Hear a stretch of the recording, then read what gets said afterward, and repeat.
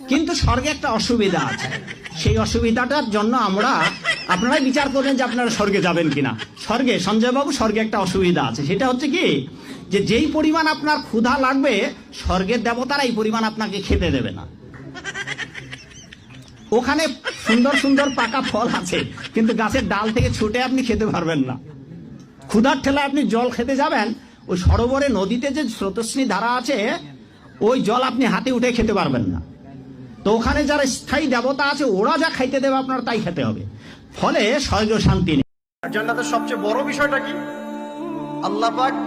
আল্লাহ পাককে আমরা এই চোখ দিয়ে দেখতে পারবো ইনশাআল্লাহ। জান্নাত মানে কি? যা ইচ্ছা তাই করতে পারবেন। জান্নাত মানে কি? আপনি চাচ্ছেন আল্লাহ আমি এখন একটা খামর চাই, শরাব আপনার সামনে হাজির, চিন্তা করার সাথে সাথে। জান্নাত মানে কি? আল্লাহ আমি আপনাকে দেখতে চাই, আল্লাহকে আপনি দেখতে পারবেন। জান্নাত মানে কি? আপনি মধুর নহর, দুধের নহর, পানির নহর, শরাবের নহর, হুরুন ঈন চতুর্দিকে ঘোরাফেরা করছে।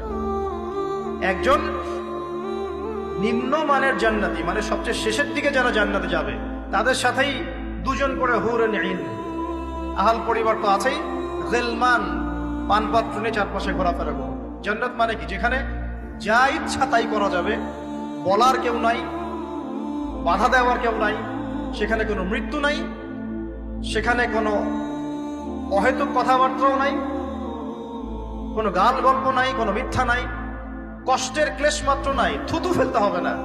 জান্নাত মানে থুতু ফেলতে হবে না। জান্নাত মানে হাঁচি হবে না, নাক ছাড়তে হবে না।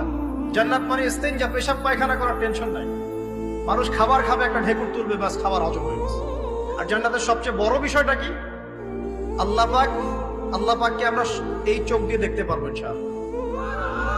আর তার সমকক্ষ একটা বিষয় হচ্ছে আল্লাহ পাক বলে দিবেন যে আমি তোমাদের সবার উপর সন্তুষ্ট হয়ে গেলাম, যাও কোনোদিন অসন্তুষ্ট হবে। ব্যাস, দ্যাটস অল।